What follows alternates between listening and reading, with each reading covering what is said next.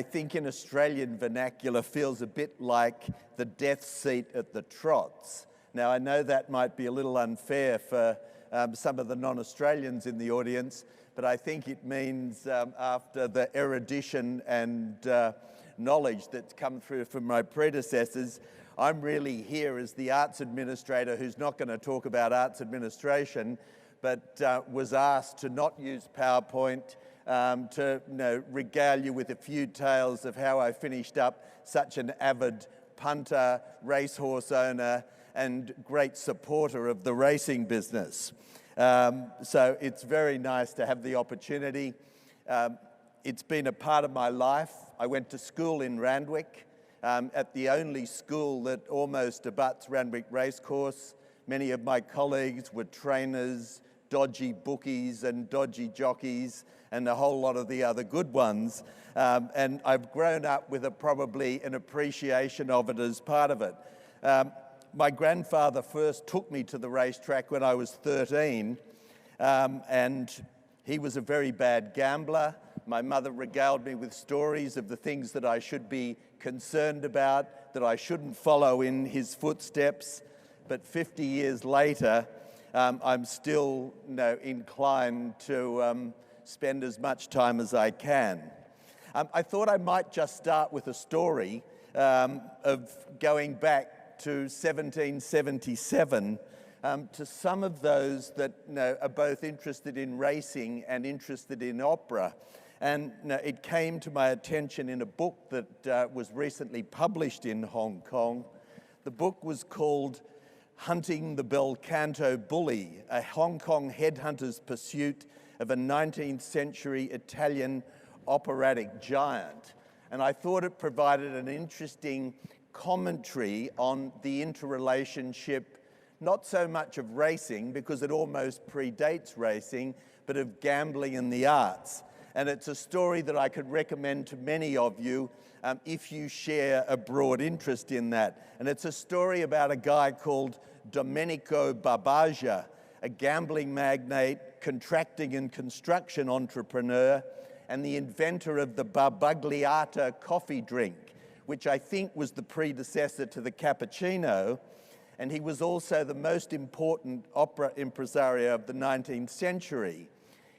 And the reason that it's an interesting story is that he started off selling coffee, but then he got the concession to sell coffee in La Scala in Milan.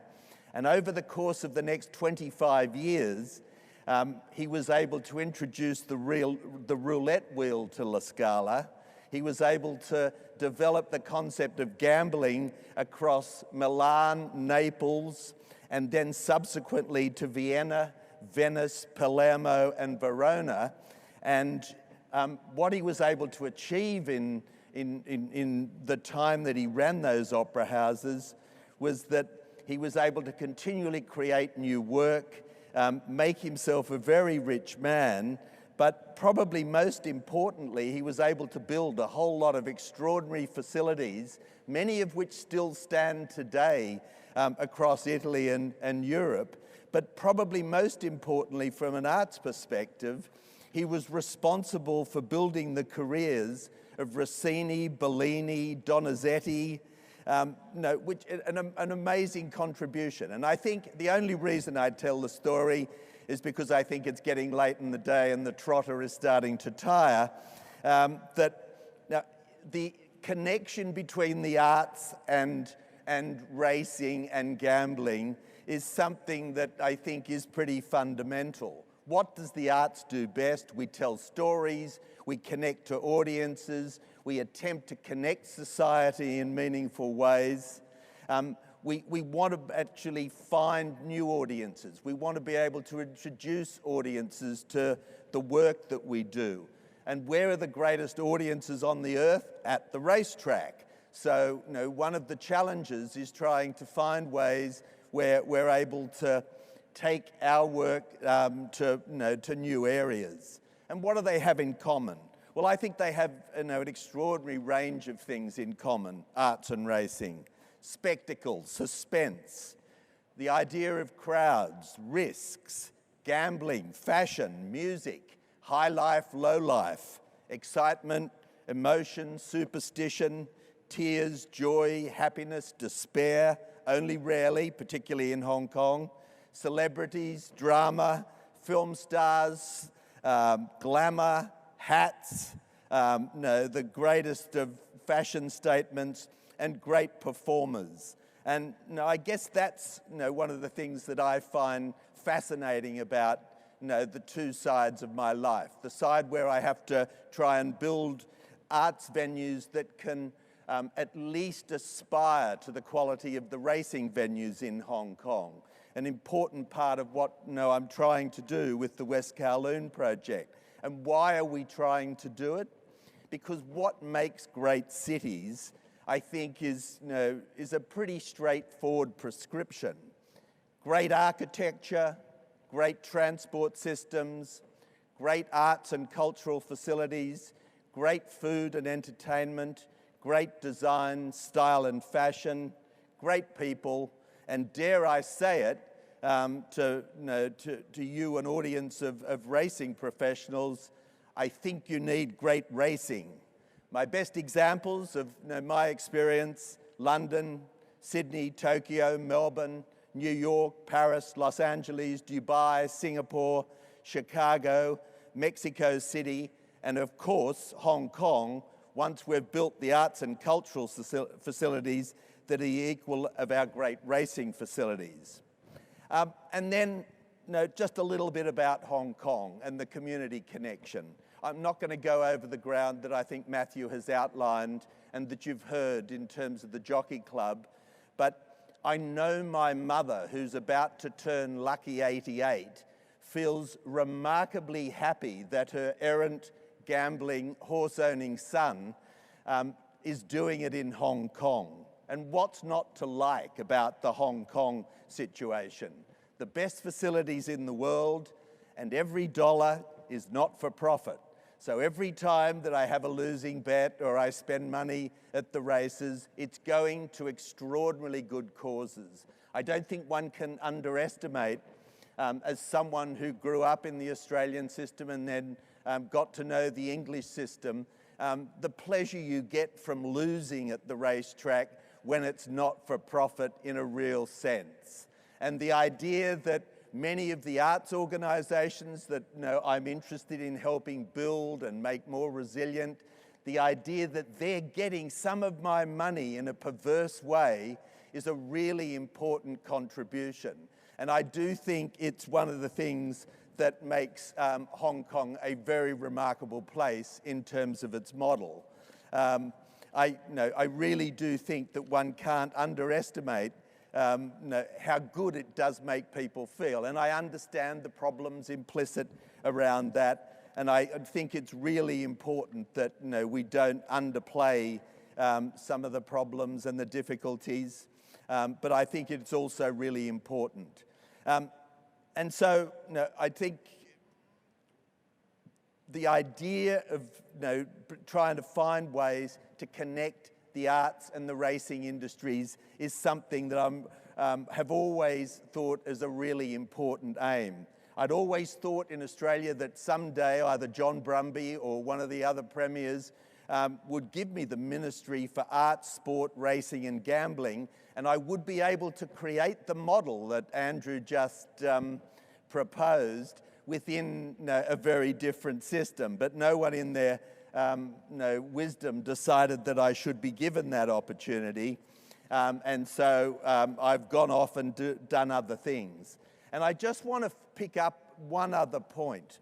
I've had 3 years in Hong Kong, attempting to take this grand project to reality, and we're on the way to that.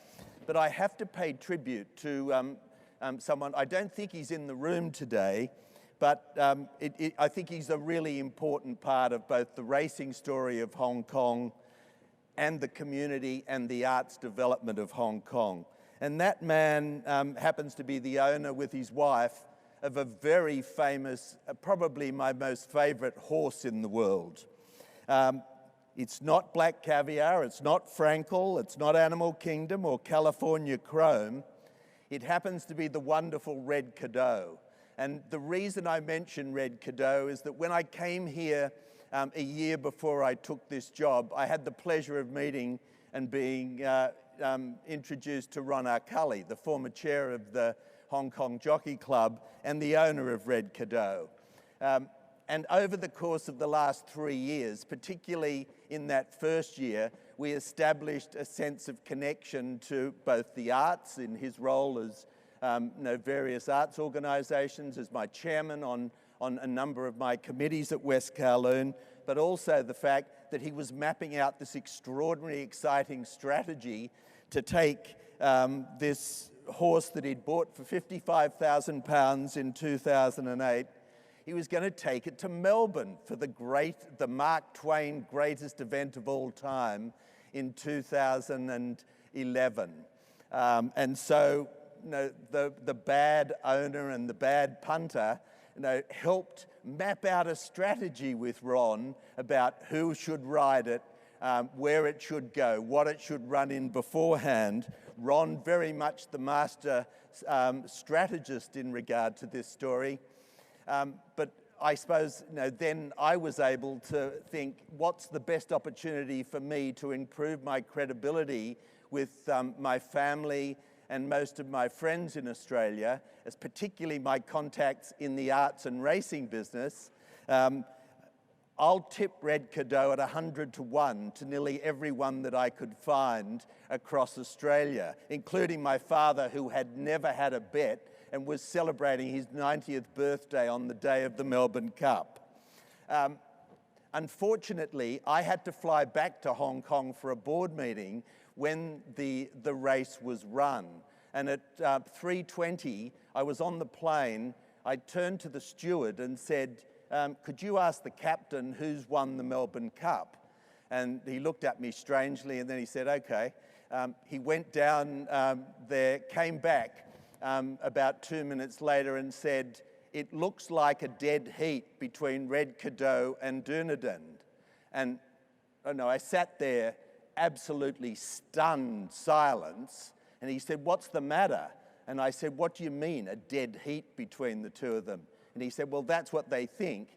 And he walked away, and it seemed like the longest 2 minutes in my life, 2 minutes 20 to go. He came back and he said, Dunedin won. And that was an extraordinary. He then said, what's the matter? And I said, oh, I had a lot of money on Red Cadeau, as did most of the people I know in Australia, at large prices. And he brought me a bottle of champagne to be able to deal with the next 2 hours on the flight back to Hong Kong. I got back, my phone had turned radio active with calls from actors, singers, my children, my parents. And so I just think, the things that make this a great industry alongside the great industry that I work in are that it makes extraordinary stories possible. And I won't go into it again because the next year when Ron said, we're going back again, I said, well, no, I'm not sure that's a good idea, as did Winfred. And so he went back and it didn't do so well. But boy, was I a superhero the third time when it went back last year, and everyone had discounted the idea that Red Cadeau could do anything at that point, despite the fact that it had run second in the World Cup to Animal Kingdom. And when it ran second again, I must say it gave me huge faith in the future of racing, the reason that I hadn't wasted a large part of my last 50 years of distraction from my core business. And I think one should recognise that one of the great master strategists, along with his trainer Ed Dunlop, the contribution that Ronnie Arcully has made to racing in Hong Kong and to racing worldwide. Very nice to be here, happy to participate in the conversation.